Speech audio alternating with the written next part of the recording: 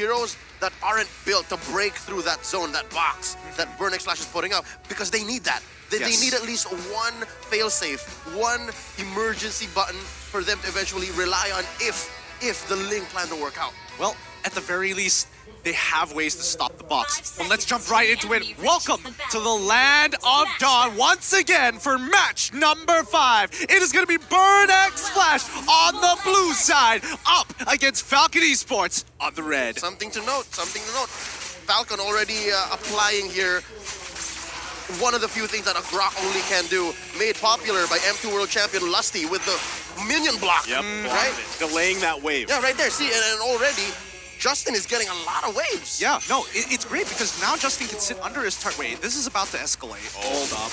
They're going to cut him off here. D7 has to flicker out. Going to be fine right now, but a lot of tension here between the two teams already early on. Yeah, thank goodness Chima was ready to go for it. In most, I mean, if this was a pub game, Chima would have just left me to die. Yeah, it is what it is. It is what it is. Sorry, buddy. But yes, more importantly, the mid lane is going to be highly contested here, just so that the side lanes could have a good time. A lot of the pressure is going to be topsy-turvy here. We're on a seesaw. Let's see where the weight is going to be put on. Wait, did Ken not get the purple? Yeah, he did. Oh, he didn't go for the purple yet. You're right.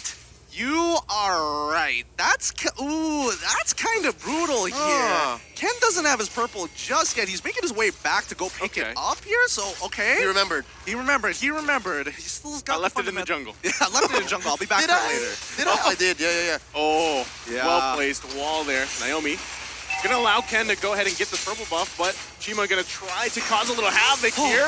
Looks like it was secured though by Ken. So yeah, interesting, right? Interesting decision to just leave that towards the end. I think it's smart because Falcon was expecting potential invades, especially when you have D7. He took the Avarice, and that's when you know, oh, hey, Matilda wants to harass me, wants to get some early gold. Yeah, no, and the way that Matilda was adjusted in the last patch, she's more of a killer now. Like, if you hit somebody with the Circling Eagle, they are more likely prioritized to hit with the Wisps. Wait, I see. He waited for that purple buff so he could time it with this first turtle. Correct. Right? The whole rotation there. So this should just be, yeah, turtle go in the hands of Ken. So that was a good call in the long term of things with that first turtle. Yep, yeah, this is a variety of the rotation that was made popular by MSC 2022 champions, RSGPH. Yep, really smart plays coming out from Falcon, really understanding and taking it a step further here, because you can see that even with Chima down by his purple buff, he knows he can't really contest it, not expecting this timing to go through.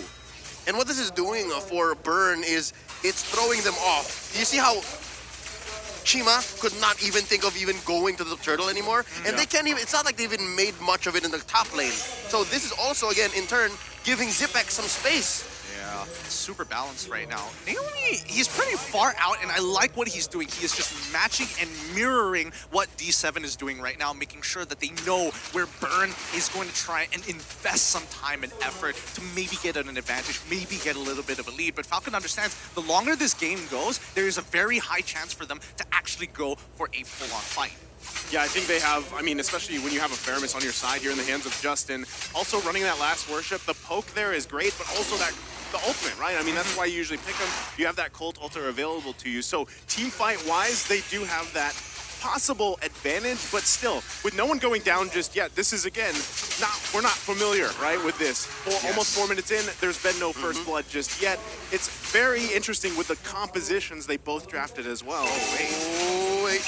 Naomi, though, going to take the shots here. He's going to flicker in. He's going to wild charge in the wrong direction, though. Ken, though, able to grab D7, and they find another one as well as Hessa falls here. Whoa, okay, that was about to be bad. Naomi whiffing the ultimate there, but at least they find a trade back. Not worth it. They lost Hessa in the process, and that was one of the most ideal ways that Falcon can actually initiate. Yes, it was tricky for Naomi, but he knew what he was doing. I'm pretty sure comms would show that he was getting in there in the right time, and it allowed Ken to make a beeline for the backline. And he did, I don't even think it was Ken who finished off Hessa. He finished off D7, and this allows another free turtle. Now they're going for it. Circling Eagle going to be popped here. Ken able to secure the turtle, but Zip goes down as Chima able to find the kill. Another wild charge comes forth as D7 falls. Tempest Blade's gonna be popped here. Ken looking for Hessa. Can't get the last hit though as he falls into the river. And it's I'm your ATM to secure another one.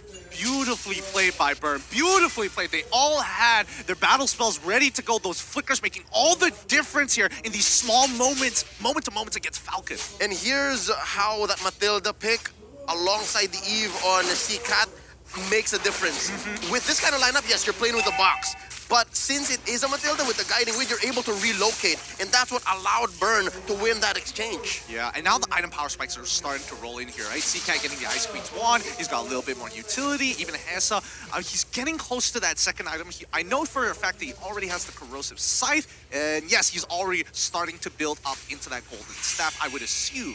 Oh, I love it. The Ice Queen wand on the Eve is going to make finding him all the more difficult. First, pick up on the Enchantress Talisman on Justin. Yeah, he's going to be able to use Cult Altar even more. Bloodlust Axe first build up on the Yellow Flash. What's going to happen to Naomi? Oh, Naomi's going to be in trouble here. That's what's going to happen as he falls to Chima. Can the team of Falcon back him up? Hessa going to be the focus. Tempest Blade's going to come down. It's Yellow Flash to grab the kill. Can they grab another one? They're slowed in the real world manipulation. They get the flicker out from D7, but I'm your ATM here to zone them out. But Chima's still going to go into the backside, focusing on Zip. Can't get him though. They disengage for now. It's really interesting when you're looking at the thought process of Burning Flash. Like, yes, we've already lost the guy, but still, they wanted to get something back. It may not be a kill, they are getting back.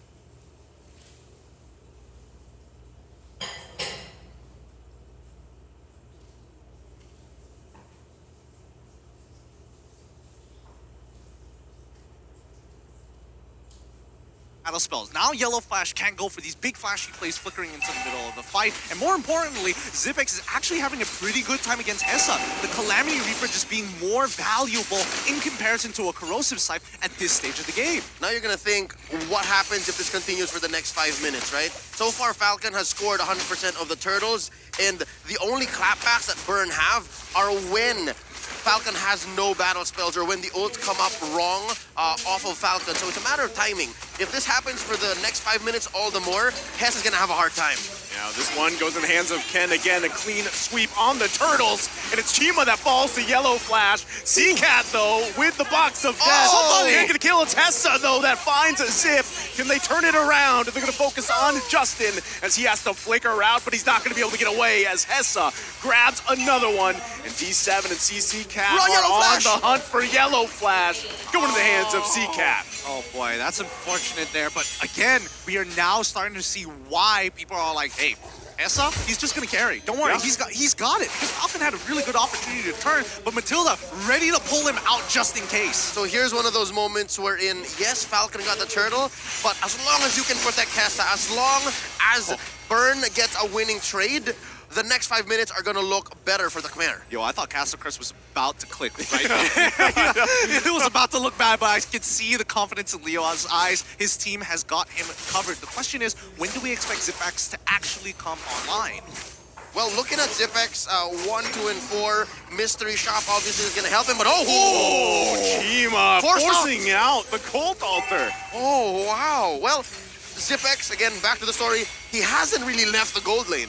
He's been here for the better part of the last, 6-7 minutes? He rotated in mid, and another look at that team fight, right?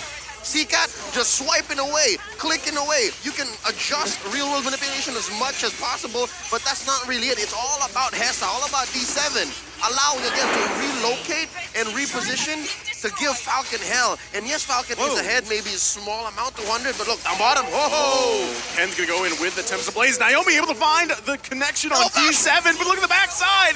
Justin falls to Chima. They didn't have their eyes on the back, and they get unleashed on, and now Zip there to try to help him out. But I think this is going to disengage for now. Hessa apparently died earlier in the fight, so it's still a 1-for-2 trade, and in the end of the day, Burn is still going to have a slight, very slight net profit here. However, mid-turret under fire. Oh, Naomi's going to be in trouble here. Chima on the hunt with the high-end dry. Can't get the kill, though. So it's Falcon that's still able to hold on to that tier 1 in the mid lane. Oh, thank goodness. That mid-tier 1 is so very important here because once that mid-tier 1 is gone, purple buff might be up for contention for Burn. Gonna be fighting for this Lord here. Yellow Flash gonna be a little bit too late to the party. Chima able to secure it. Ken from the back looking for C-Cat.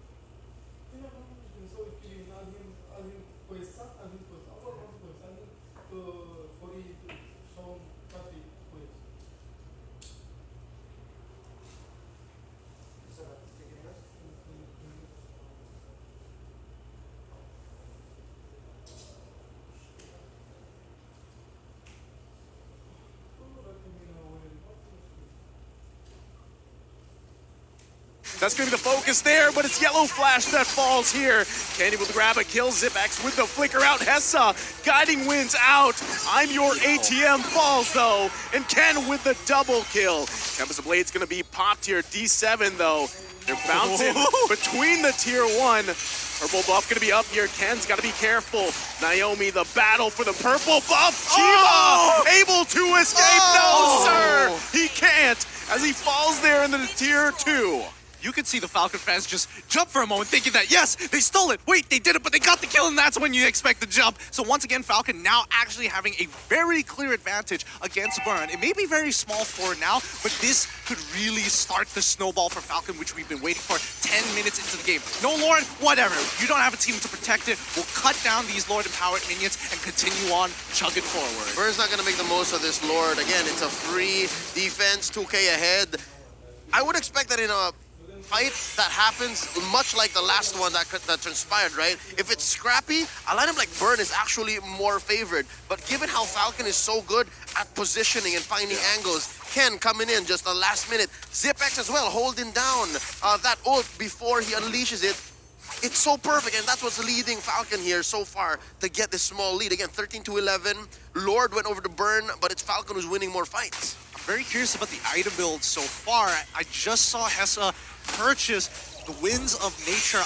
I'm not entirely sure whether he has the Golden Staff already or whether he's delaying it. We'll find out in a little bit as this fight might just break out. No, they're going to just back off. Regardless, it's more important that he picks up the Wind of Nature before anything else at this point because Ken is so good at finding him.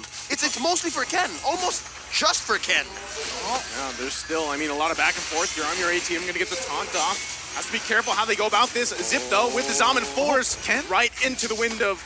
Okay, they're going to be fine, actually, as they back off from that real-world manipulation. The Tempest of Blades popped as well. That's so many ultimates expended here by both teams. That can't be right. Yeah. That cannot be right. I think Falcon had a really big miscommunication there. There is a moment of hesitation. Yeah. You can see that Ken is in really good position to actually use the Tempest of Blades early enough to actually cancel out C-Cat's ultimate, but then at the expense of Falcon's team getting cut down, and even with the Cult Altar being expanded early, just cut through. Tells me it's analysis paralysis. He had to make a decision. Do I find the C-Cat, try to cancel that ult and kill him, or give Hessa what he's looking for? And they repositioned Hessa. I think Burn knows that that's what Falcon wants. They can keep doing that. I love the term analysis paralysis. That is a good term. And on a Ling, you can't have that. You have to have fast fingers and fast decisions, and that's what happened. Yeah, that would be ideal, but without the purple buff, it can be a bit tough here. Now, the Lord is spawned, it's already empowered at the same time. Yellow Flash actually picking up an Oracle for himself to try to protect it, but look at the side lanes. It's really starting to even up.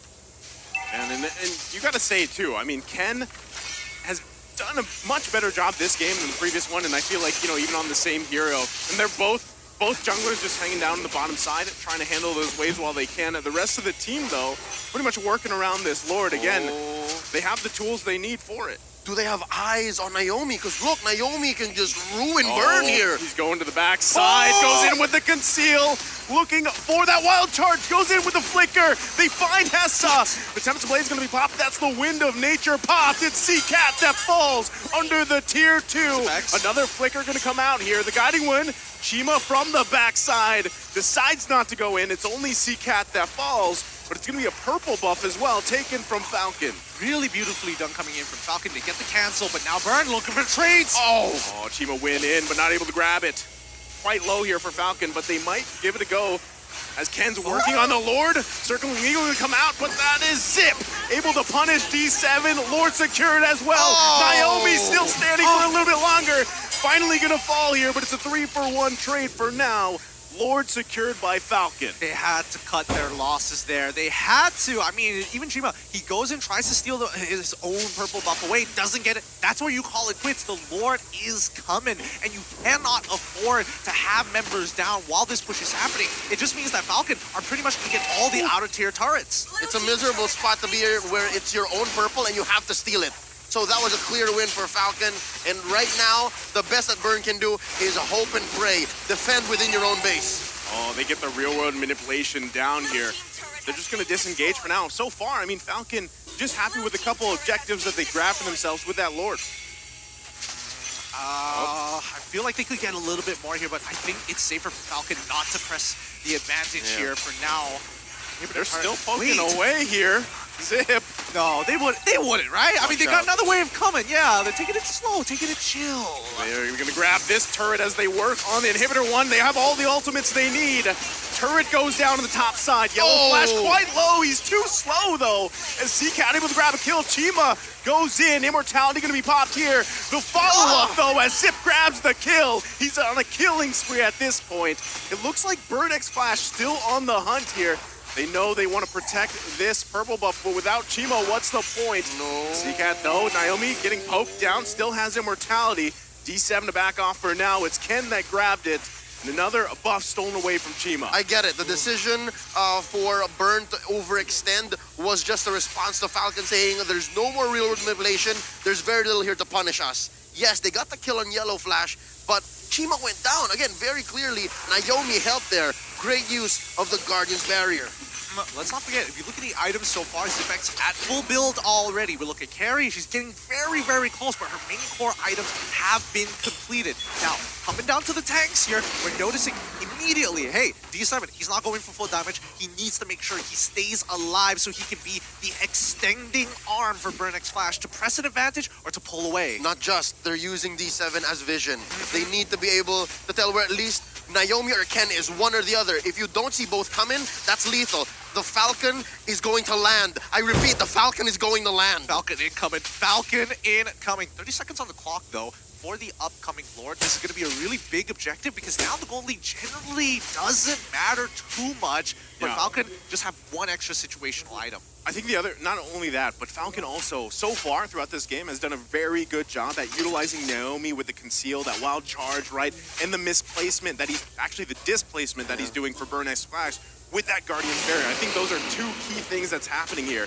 And now that this next Lord is up, this is going to be crucial for Burn X Flash to do their best to get into an objective-based fight for them, but they're going to lose another purple buff here from Chima. It's difficult. On the contrary, I'd like to say that items still matter at this point because even Hessa, a perfectly built carry in the late game would let go of the boots. You could save that for something else to save your hide and then get more damage output in. That is a good point. Yes. No boots carry. No boots carry. Now with the upcoming Lord here, this is going to be a really big objective. But with no purple buff on Chima, are they even going to try? Well, I mean, it's the 4-on-4 right now, right? Both junglers kind of just hanging out. They see Naomi. Ken's gonna be fine though. They're still working on it. I'm your ATM. Gonna have to be careful. Real world manipulation gonna come down. Colt Alter there too. D7 Immortality gonna be popped. Naomi though, Hessa was trying to do his best to zone him out. They gotta deal with Hessa as well. They're still bobbing and weaving. Ken though, he's gonna fall from CCat. Huge mistake here. Now Falcon on the retreat, as the Lord might just go in the hands of Burn X Flash. Zip X though, no one there to contest this one. It's looking rough for Falcon as this Lord continues to be whittled down here by Burn X Flash. Another flicker gonna go out. Yellow Flash falls though. I'm your ATM with another pickup. And just like that, Burn X Flash back in this game. Highway robbery. I'm calling highway robbery. That was clearly Falcon's Lord.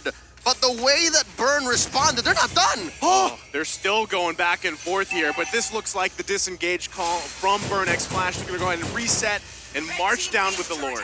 Man, both of these teams not really giving each other an inch, and Ken unfortunately making Well, I can't even blame him. It's not really that No, his no, fault. It's yeah. Seacat's great timing Exactly. on the resurrect. When as soon as the immortality pops, Yeah. it's just boom, gone. Analysis paralysis, part 2 electric boogaloo again. It's that same situation, right? So what do? Do I stop the Eve? Do I find where Hessa is? Because Naomi already pulled the ult. He already did the flicker wild charge, right? yeah. So what do I do next? Well, right now, it has to be defense right now. Seacat is pulling this for the team. The box is deadly, and Falcon have to respect it, or at least stop it as early as possible. Well, right now, they're going to lose their tier 2 here. Now it's Falcon on the defense. Ken with Tempest of Blades. There's a follow-up there. Chima just barely, as Ken's able to survive here. It's Falcon fighting for their lives. I'm your ATM, going to get pulled a little bit, but quite tanky now on this Fredrin as another turret falls here. Falcon has to defend their base. They've already lost the bottom side. They could possibly lose the top one as well. Naomi goes in with the wild charge. Real world manipulation, able to find all the targets they need. But it's Justin that grabs the kill. He's still going to be alive. 3 fall for Burnex Flash. Justin has to be careful here, but it's Chima and D7 on the run. Oh, that was such that all coming in from Zipex. He got so much value out of it. Even actually seeing when you see Ken jumping into the backlines, less hesitation this time, forcing Zcat to actually get out of there and using the Winter Truncheon super early on into the fight. It's come to the point where Falcon's box is so much bigger than Burn, and it's so much easier to activate. Chima There's goes the down. payback. That's about it. That's going to be it right here as they focus on this mid lane turret. No. Falcon looking to end the game. It's only D7 for now. Falcon Esports looking to take the first game for themselves in day 1 as they work on the base and take the game. Oh my goodness, and just like that, it's Falcon Esports putting themselves on